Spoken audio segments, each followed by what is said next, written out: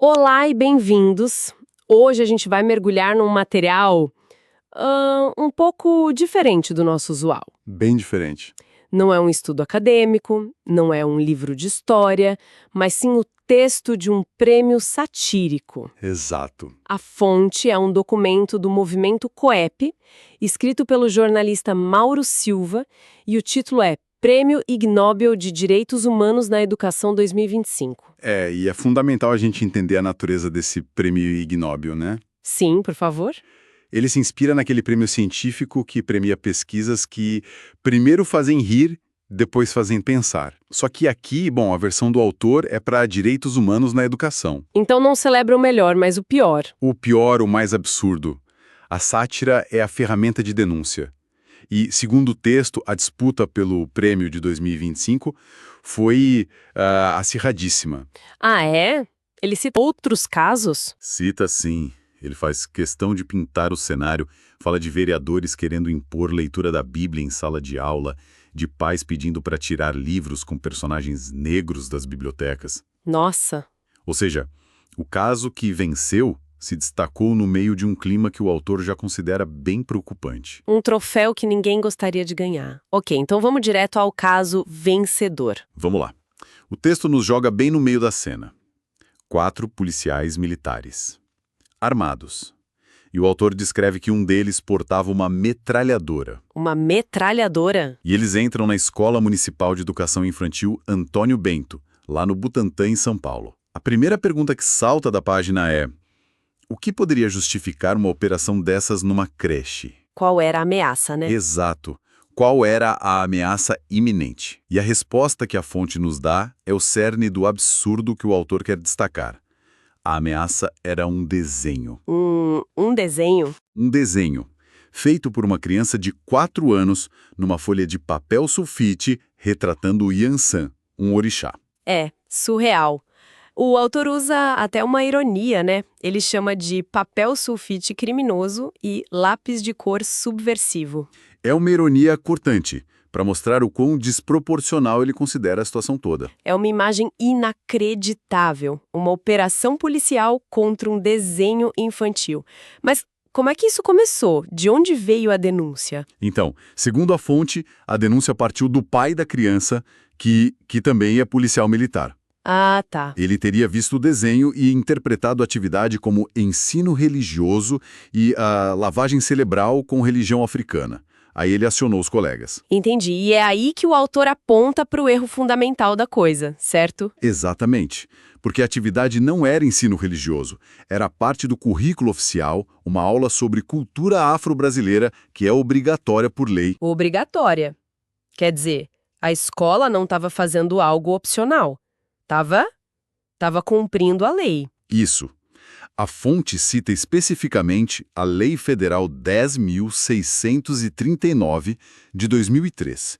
E essa lei não surgiu do nada, né? Certo. Ela foi uma conquista histórica dos movimentos negros no Brasil, criada justamente para combater o racismo estrutural pela educação, garantindo que a história e a cultura afro-brasileira sejam ensinadas em todas as escolas. Isso muda completamente a perspectiva. Muda tudo.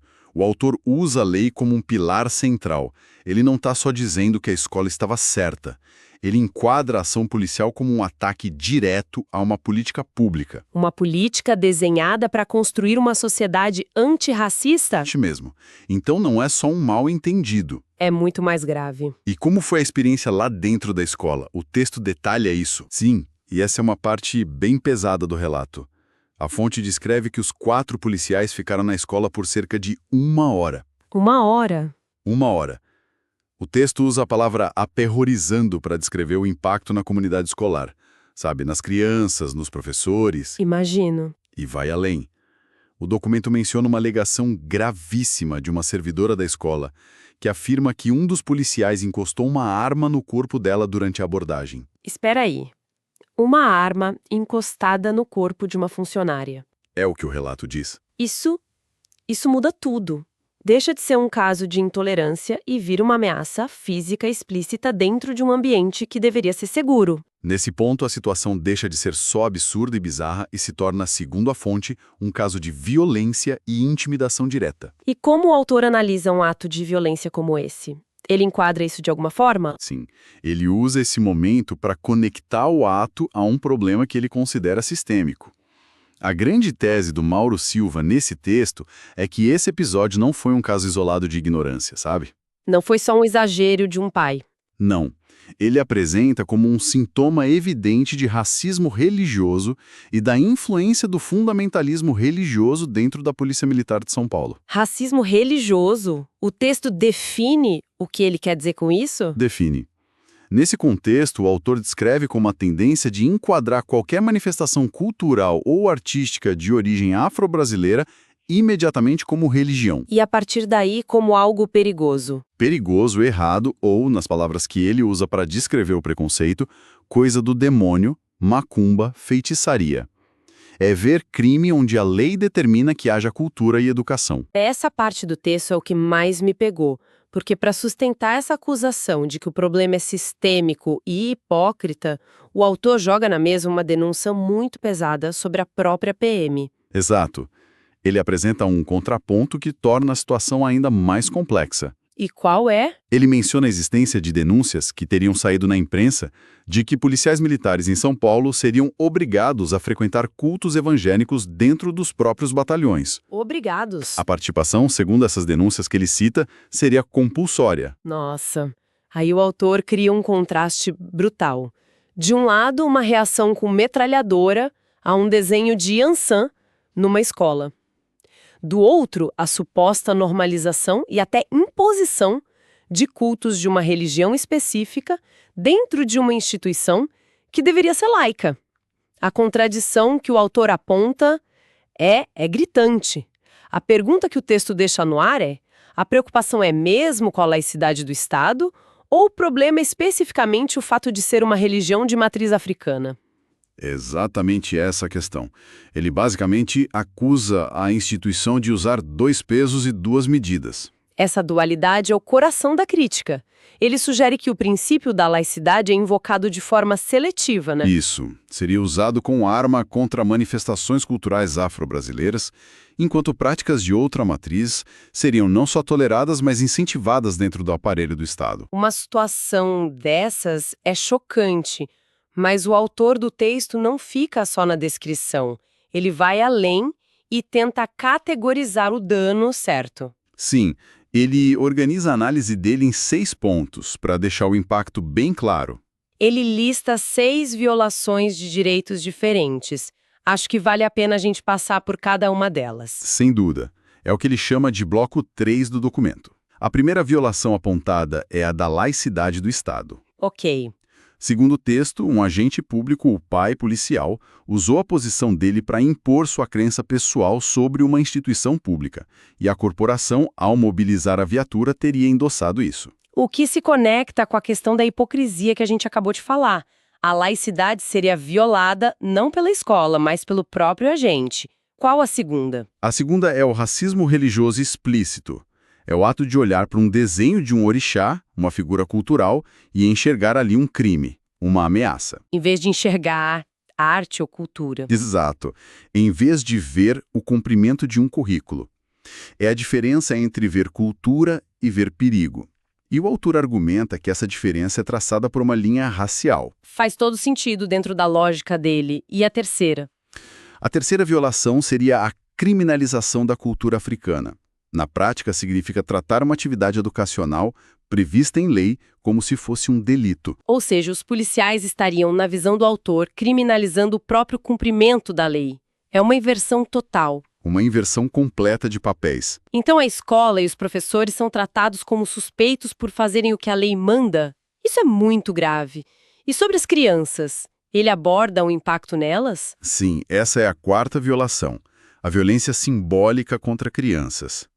Violência simbólica. O texto argumenta que expor crianças de 4 ou 5 anos a 4 homens armados dentro da sala de aula, um ambiente seguro delas, é uma forma de violência. Claro. Envia uma mensagem aterrorizante de que a cultura que elas estão aprendendo é tão perigosa que exige intervenção policial. Imagina o impacto numa criança.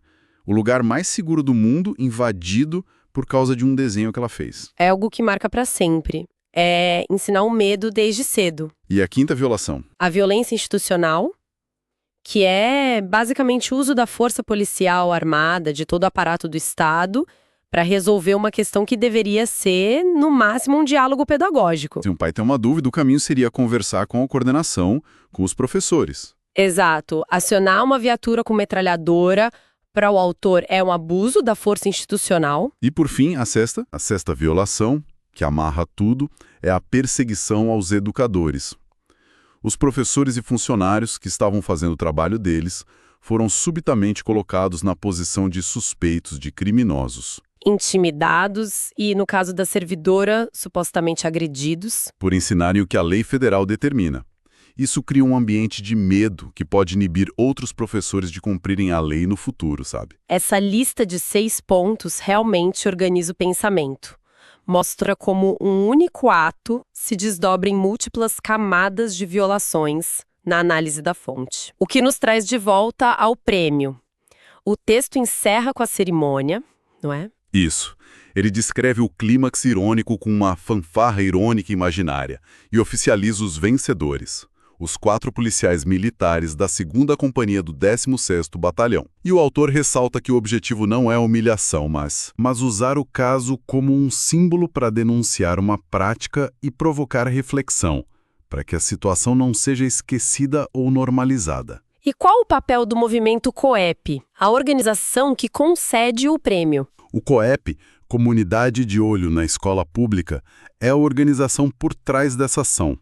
Segundo o documento, é um movimento que atua desde 1997 para monitorar a escola pública, defender uma educação plural, antirracista e denunciar o autoritarismo. Então o prêmio é uma ferramenta de ativismo.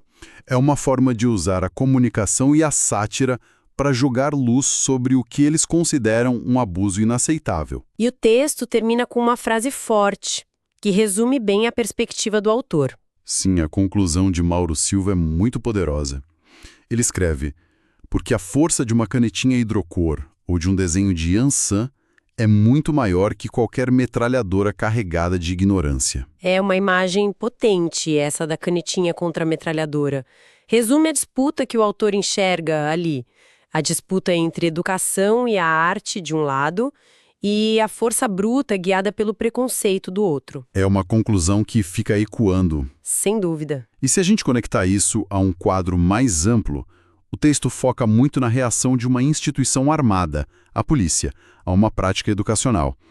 Isso levanta uma questão importante para se pensar, que vai além deste caso. Qual seria? Quando uma lei como a 10.639 é criada, ela obviamente tem um impacto imenso dentro da escola. Mas o que mais é necessário?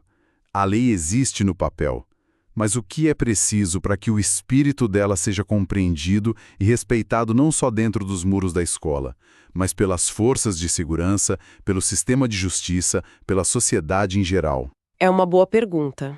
Este caso, na visão do autor, mostra um choque violento entre o que a educação tenta construir e o que outras estruturas da sociedade ainda reforçam. Fica a reflexão. Como é que se constrói essa ponte?